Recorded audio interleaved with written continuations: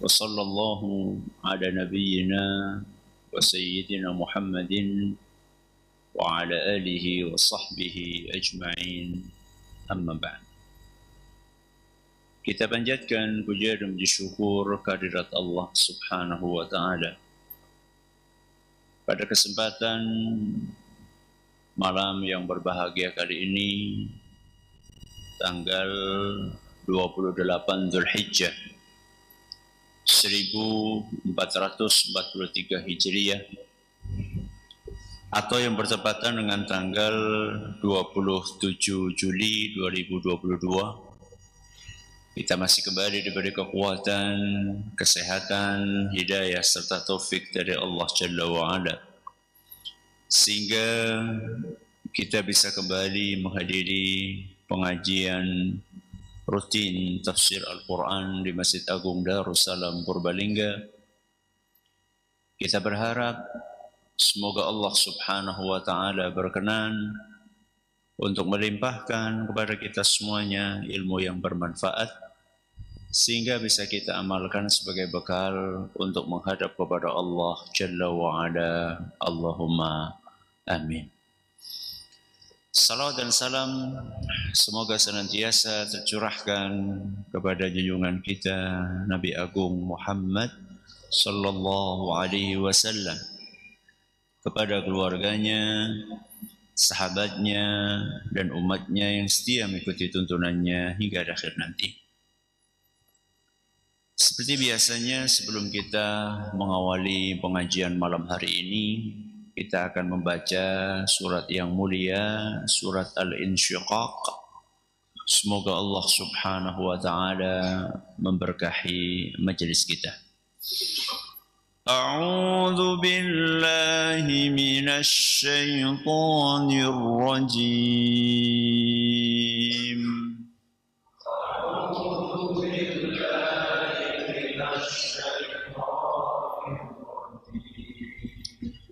بسم الله الرحمن الرحيم. بسم الله إذا السماء انشقت.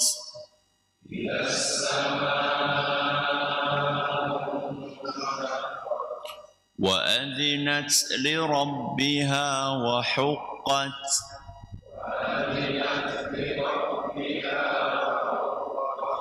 وإذا الأرض مدت. وألقت ما فيها وتخلت.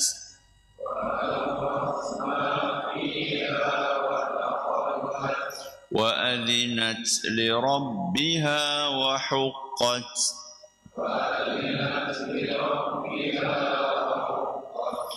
يا أيها الإنسان إنك كادح إلى ربك كدحا فملاقيه.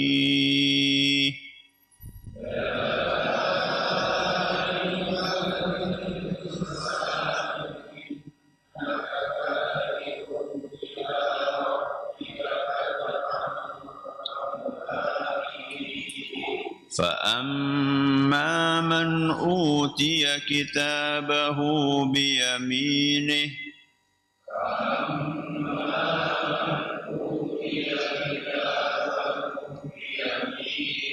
فسوف يحاسب حسابا يسيرا.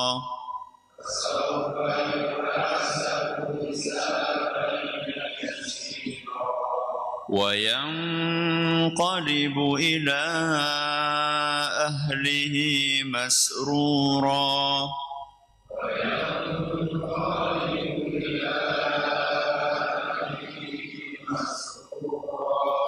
وأما من أوتي كتابه وراء ظهره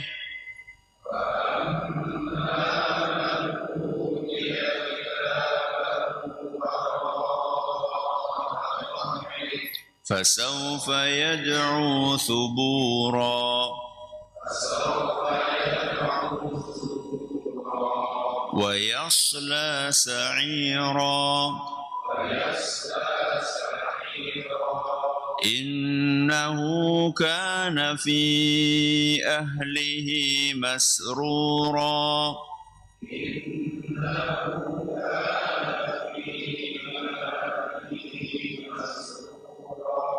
إنه ظن أن لن يحور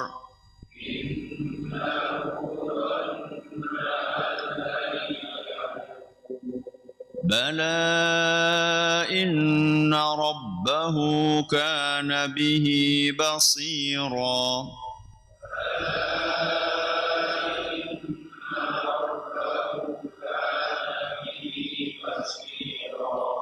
فلا أقسم بالشفق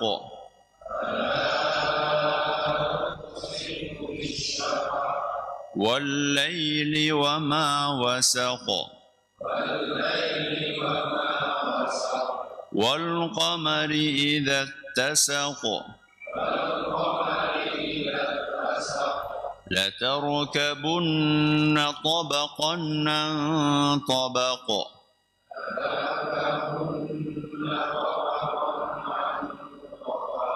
فما لهم لا يؤمنون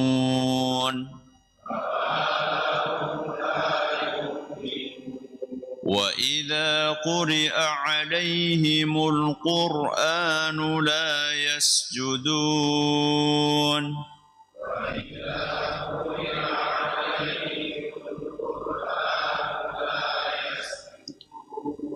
بل الذين كفروا يكذبون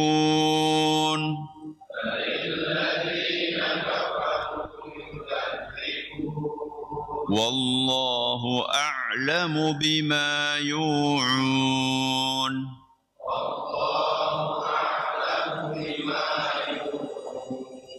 فبشرهم بعذاب أليم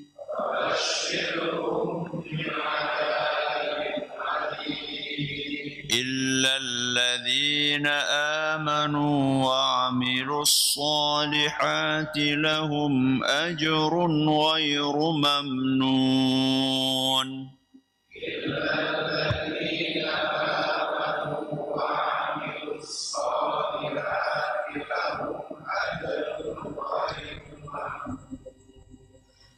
Para hadirin dan hadirat sekalian, rahimani wa rahimakumullah, juga segenap pendengar serta pemirsa yang mudah-mudahan dirahmati oleh Allah Azza wa Jalla. Sebelum kita memasuki tema hari ini, ada keluhan dari sebagian jamaah bahwa yang bawa HP suaranya tengah-tengah pengajian sering mengganggu. Ya, sering mengganggu. Entah itu karena HP-nya tidak di silent, ya, sehingga ada panggilan terus bunyi, atau karena HP-nya buat mainan anaknya, dan anaknya main game atau nonton, suaranya mengganggu yang ada di sampingnya. Maka kami nasihatkan kepada jemaah sekalian, bapak-bapak maupun ibu-ibu, ketika akan berangkat ngaji betul-betul sudah diniati di masjid untuk ngaji. Ya. Jauh-jauh ke masjid, ternyata di masjid cuma untuk buka WA, ya, update status, nah buat apa? Toh juga pengajian kita enggak lama, cuma dari ba'da maghrib sampai isya, enggak nyampe sejam, enggak nyampe, paling cuma 40 menit. Ya, kalau bisa usahakan HP-nya dimatikan, minimal di silent. Minimal di silent. Ustaz, anak saya ini kalau nggak dikasih HP nanti dia malah ganggu yang lain. Ya, jenengan harus pinter-pinter mencari alternatif. Nggak mesti anak itu didiamkan dengan cara dikasih nopo HP. Ya, bisa dengan cara yang lain. Contoh dikasih buku untuk gambar, ya dibawakan pulas, nopo pulas, ya pensil warna, dibawakan spidol. Intinya anak ini dikasih kesibukan yang kira-kira tidak mengganggu jamaah yang lainnya. Ada sebagian jemaah, wah saya kalau ngaji pada maghrib malam Kamis tuh nggak tenang, nggak bisa fokus, kanan kiri HP pada apa? Bunyi. Ya. Jangan sampai ke masjid bukannya dapat pahala malah dapat apa? Dosa. Ya. Baik. Ayat yang terakhir kita bahas ayat nomor berapa? Ayat nomor 2. Apa bunyinya? Wa adzinat li rabbiha wa huqqat. Hari ini kita akan mengkaji 2 ayat sekaligus. Berarti ayat berapa? Ayat ketiga dan ayat keempat. Karena ini semacam satu paket. Ketika Allah membicarakan tentang kejadian hari kiamat terkait dengan langit, maka setelah pembahasan tentang langit, Allah membahas tentang apa? Bumi. Ya, bangunan itu kalau mau dirubuhkan apanya dulu? Atapnya dulu. Ya. Setelah atapnya hancur, lebur, isinya sudah pada berserakan, sudah pada jatuh, maka kemudian Allah Azza wa Jalla mulai menghancurkan bumi, mulai mengubah kondisi bumi. Seperti apa prosesnya? Di dalam ayat yang ketiga Allah berfirman, wa idzal ardu muddat. Dan apabila bumi diratakan. Apa? Diratakan. Sebagian ulama menafsirkan muddat itu adalah ditambah luasnya. Nanti kita akan bahas kenapa bumi yang sudah sedemikian luas itu perlu ditambah luas. Dan kenapa bumi yang sedemikian indah ini kemudian di hari kiamat akan diratakan. Nanti kita akan bahas di akhir insya Allah. Bagaimana cara meratakannya? Cara meratakannya adalah bagian-bagian yang tinggi dihancurkan. Napa bagian yang tinggi? Gunung. Ya. Cara meratakan bumi adalah dengan menghancurkan gunung-gunung yang ada di atasnya. Dan proses penghancuran gunung tersebut tidak sekaligus, tapi melalui beberapa tahapan. Sehingga kalau kita buka di dalam Al-Quran, kita akan temui beberapa ayat yang membicarakan tentang nasib gunung di hari kiamat. Di hadapan saya 1, 2, 3, 4, 5, 6. Ada 6 ayat yang membicarakan tentang apa yang terjadi pada gunung di hari kiamat. Ada dalam surat Al-Haqqah ayat 14. Surat Al-Qari'ah ayat 5. Surat Al-Waqi'ah ayat 5 sampai 6. Surat Toha ayat 105. Surat An-Nahl ayat 88. Surat At-Tur ayat 10. Berapa ayat itu? 2, 3, 4, 5, 6. 6. Bagi yang tidak membaca tafsir para ulama, dia akan mengira, wah ini kok di ayat ini ngomongnya kayak gini, di ayat seperti yang ngomongnya kayak gini. Ini yang benar yang mana? Jawabannya semuanya benar. Cuman itu tahapan. Pertama kali diapakan, kedua diapakan, ketiga, keempat, kelima, keenam, dan seterusnya. Dan sekarang bukan saatnya untuk membahas itu. Karena fokus kita saat ini adalah bagaimana bumi saat itu dibikin oleh Allah menjadi apa? Rata. Allah Subhanahu wa ta'ala menceritakan di dalam surat Toha, jadi kan Toha 105, ketika Allah menceritakan tentang apa yang terjadi di bumi berupa dihancurkannya gunung, kemudian Allah melanjutkan di ayat 105, 106, tadi ayat 104, 105, 106, Allah berfirman, wa yas'alunaka 'anil jibali faqul yansifuha rabbi nasfa. Mereka bertanya, bagaimana nasib gunung di hari kiamat? Maka kemudian sampaikan kepada mereka, yansifuha rabbi nasfa.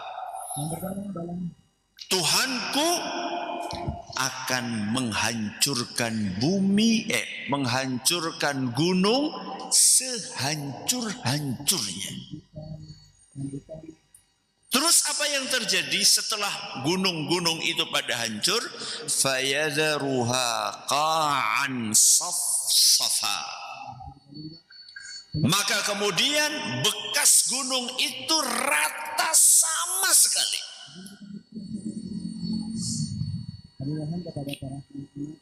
Lalu Allah menambahkan firman-Nya, la tara fiha iwaja wala amta. Saat itu engkau akan melihat muka bumi ini tidak ada yang tinggi, tidak ada yang rendah. Gunung tidak ada, lembah tidak ada. Rata semuanya. Ini cerita tentang ratanya bumi dalam Al-Quran. Di dalam hadis, Rasulullah SAW juga menyampaikan hal yang serupa.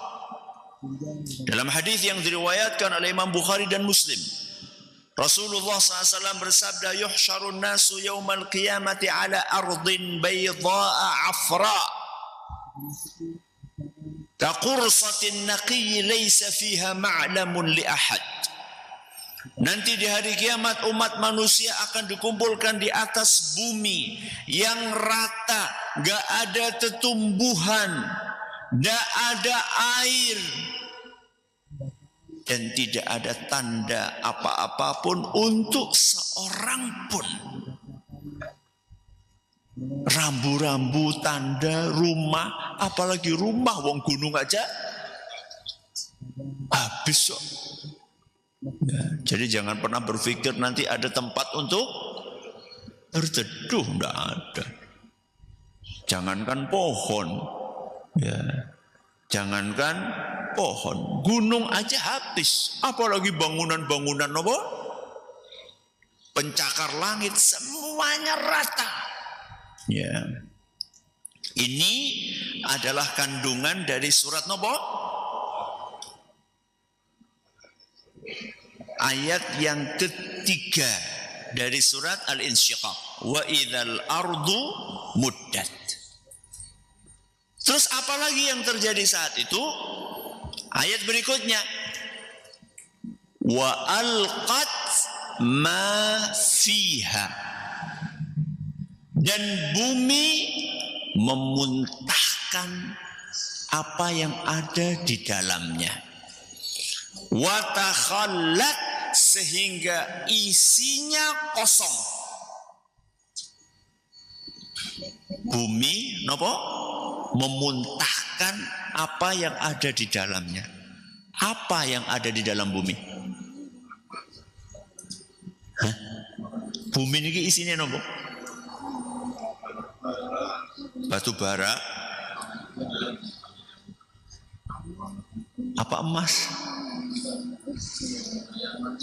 apa jenazah, yang mana ini?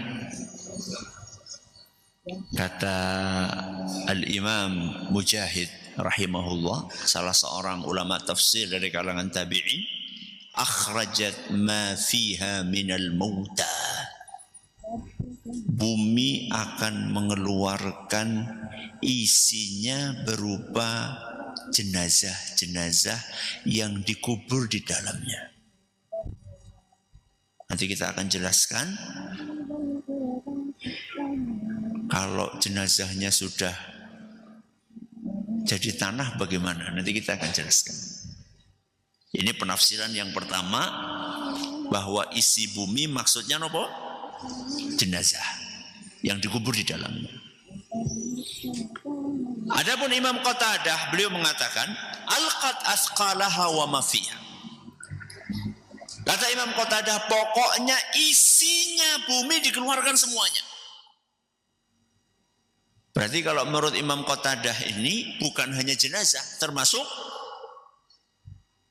barang tambang yang ada di perut bumi juga dikeluarkan semuanya oleh Allah Subhanahu wa ta'ala. Ustaz, kalau tambangnya itu emas ya ora rebutan kok Ustaz. Wong siki paten-patenan. Hari ini aja pada bunuh-bunuhan, rebutan apa? Emas. Jawabannya tidak. Tidak akan terjadi hal tersebut. Mari kita dengarkan apa yang disampaikan oleh Nabi kita Muhammad sallallahu alaihi wasallam tentang suasana permukaan bumi saat itu ketika emas-emas yang ada di dalamnya dikeluarkan.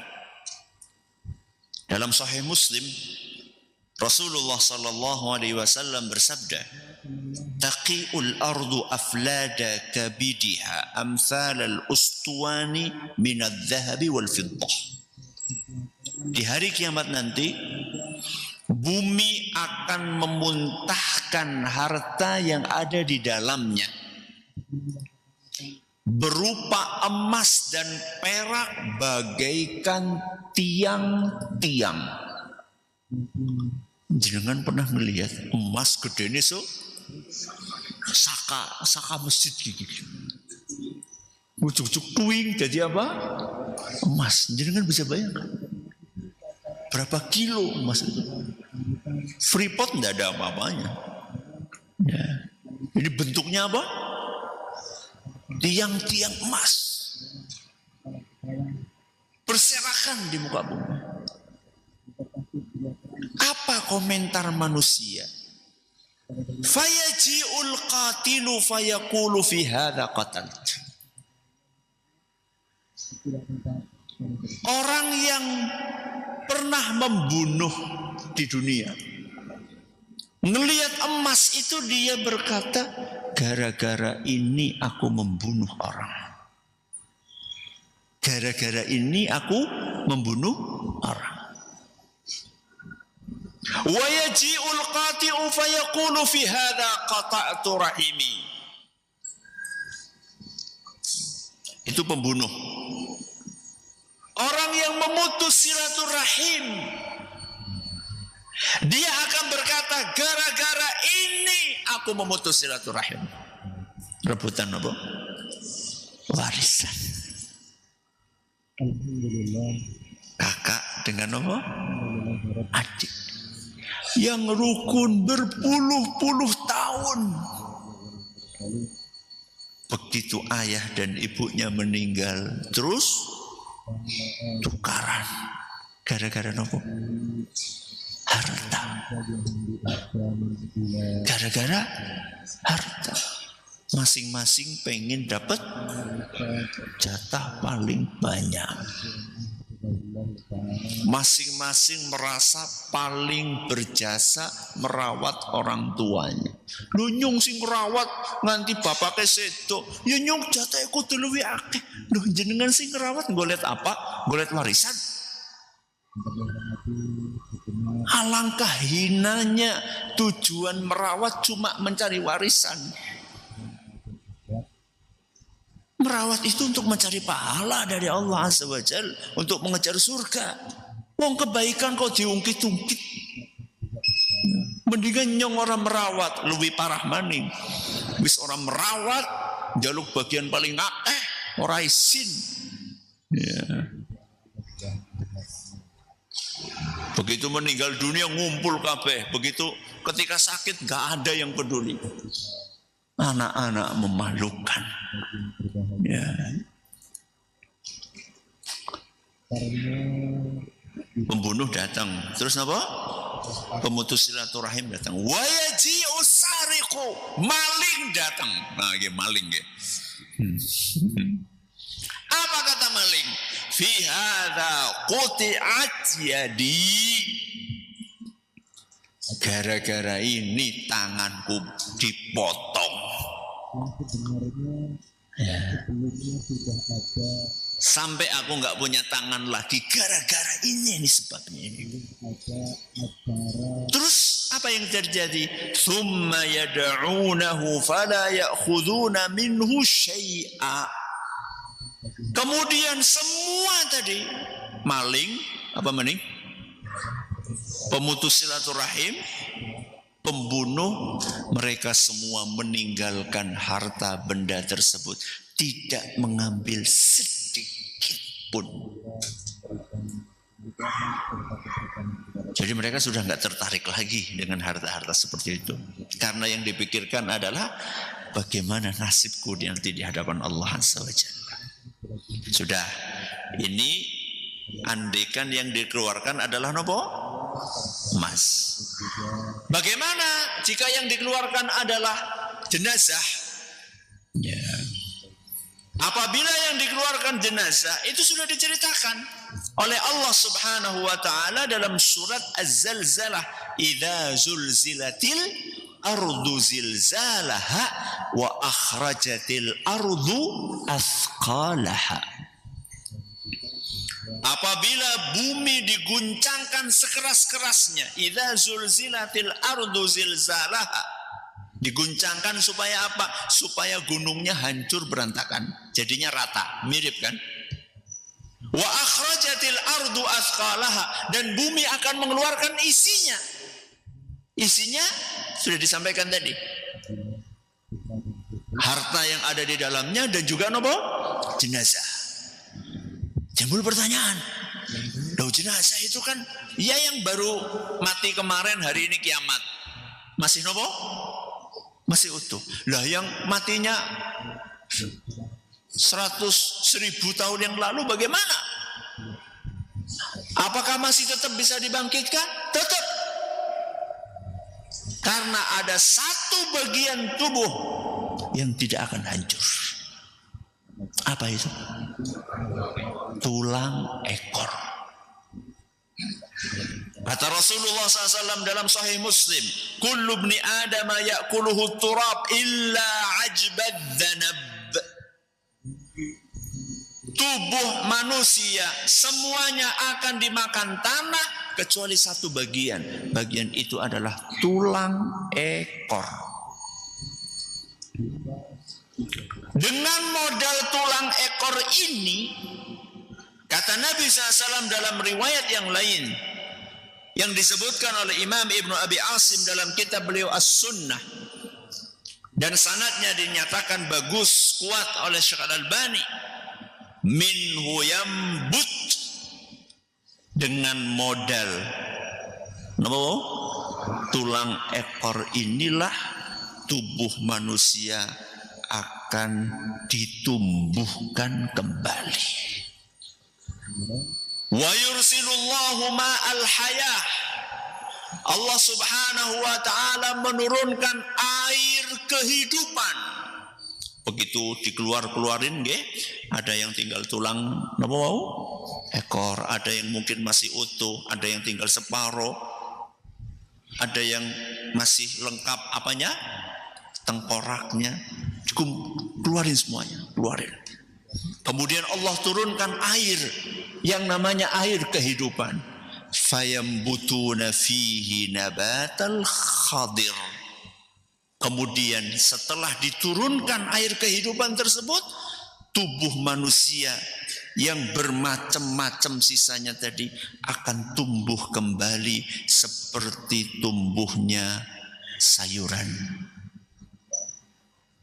sedikit. Awalnya cuma tunas, lama-lama besar, sampai lengkap seluruh anggota tubuhnya. Hidup apa mati? Hidup apa mati? Belum hidup. Ini baru mengembalikan apanya? Jasadnya. Dikembalikan dulu, dilengkapkan dulu. Masa tengkorak melaku? Potongnya kepriwe Ustaz? Ya ngomong potong sikil lah kan. Kayak nonton film. Dikembalikan seluruh apanya? Tubuhnya. Terus apa lagi? Hatta idza ukhrijatil ajsadu arsalallahu al-arwah. Setelah tubuh itu kembali sempurna, lengkap anggota-anggotanya, Allah mengirimkan nyawa, ruh. Allah kirimkan apa? Nyawa. Wa kana kullu ruhin asra ila sahibihi min at-tarf.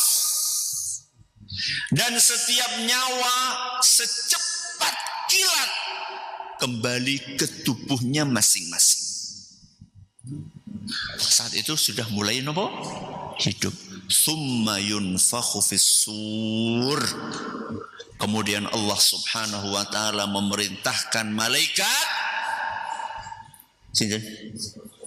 Israfil untuk meniupkan sangkakala yang keberapa? Yang keberapa? Yang kedua. Karena sangkakala yang pertama untuk mematikan. Sangkakala yang kedua untuk membangkitkan. Begitu malaikat Israfil meniupkan sangkakala untuk kedua kalinya, fa idzahum qiyamun yanzurun. Maka tiba-tiba semua manusia berdiri dan bisa melihat sekelilingnya. Al-Quran surat Az-Zumar ayat 68. Tadi saya sudah janji. Apa tadi janji saya di awal? Pada kelalen gitu. Apa tadi janji saya di awal? Kenapa bumi diratakan? Kenapa kira-kira? Agar menjadi tempat yang luas cukup untuk mengumpulkan seluruh manusia. Itulah yang namanya mahsyar. Apa? Mahsyar. Rasulullah SAW menceritakan kejadian itu dalam hadis yang diriwayatkan oleh Imam Al-Hakim, dan beliau mengatakan hadis ini sahih, dan juga Al-A'zami beliau mengatakan hadis ini sahih. Tumaddul ardu yaumal qiyamati madda li'azimati rahman. Di hari kiamat nanti bumi akan diperluas seluas-luasnya karena keagungan Allah Azza wa Jalla. Thumma la yakunu li basharin min bani Adam illa mawdi' qadamaih. Kemudian manusia, setiap dari kita hanya punya jatah untuk meletakkan kedua kakinya. Bayangkan ya, bumi seluas ini kemudian sudah diapakan lagi? Diperluas. Masing-masing dari kita cuma punya jatah untuk meletakkan kedua kaki kita. Tak bisa geser. Dan tidak ada apa-apa di atas kita.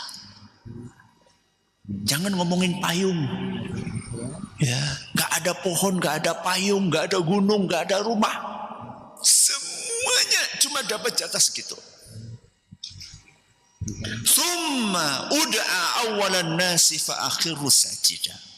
Kemudian aku, kata Nabi SAW, dipanggil pertama kali. Sinten? Rasulullah SAW. Dipanggil pertama kali oleh Allah Azza wa Jalla, kemudian aku pun sujud di hadapan Allah Subhanahu wa ta'ala.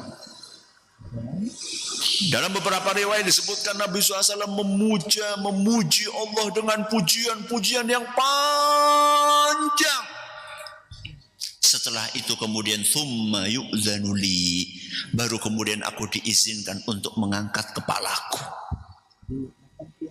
Begitu aku diizinkan untuk mengangkat kepalaku, maka aku pun berkata, ya Rabbi akhbarani hadha wa huwa an yaminir rahman innaka arsaltahu ilayya.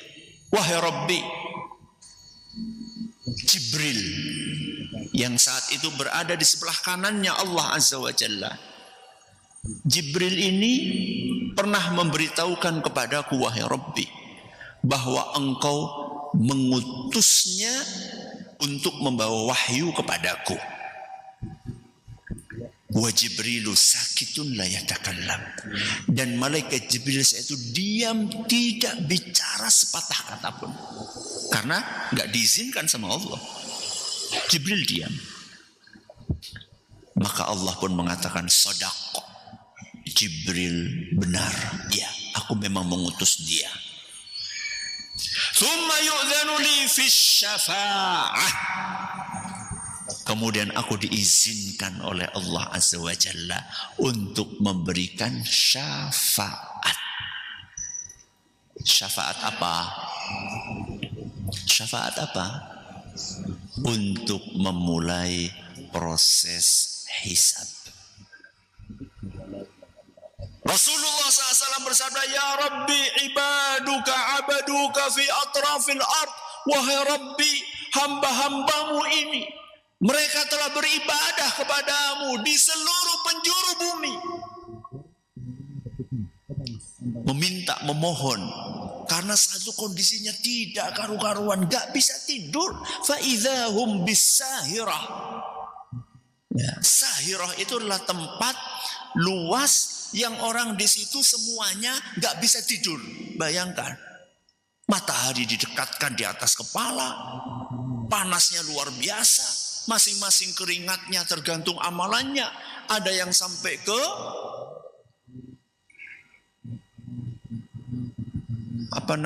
mata kakinya, ada yang keringatnya sampai ke lutut, ada yang keringatnya sampai ke perut, ada yang keringatnya sampai segini, dan ada yang tenggelam di dalam keringatnya segini. Dan tidak tahu mau kemana. Maka kemudian Rasulullah SAW pun memohon kepada Allah agar diperkenankan dimulai hisab, supaya jelas masing-masing nasibnya mau kemana. Fadzalikal maqamul mahmud. Itulah momen di mana Rasulullah SAW dipuji oleh seluruh makhluk.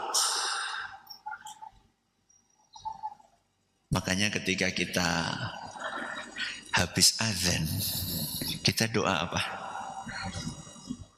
Allahumma rabb hadhihi da'wati tammah.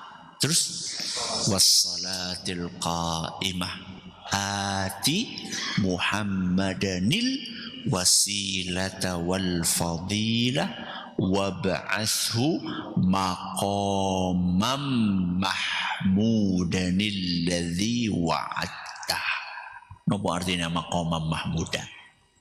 Yaitu tadi momen di mana Nabi SAW akan dipuji, seluruh makhluk matur nuwun kepada Nabi SAW.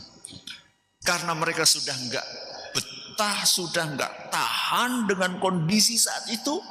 Kemudian Nabi SAW minta kepada Allah untuk memberikan syafaat kepada manusia. Semuanya diizinkan sama Allah. Dimulailah proses hisab. Inilah kenapa kok bumi oleh Allah diapain?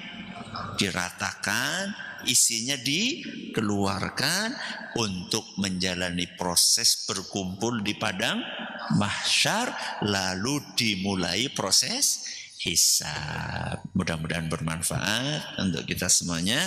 Terima kasih atas perhatiannya, mohon atas segala kurangnya. Kita akhiri dengan doa kafaratul majlis.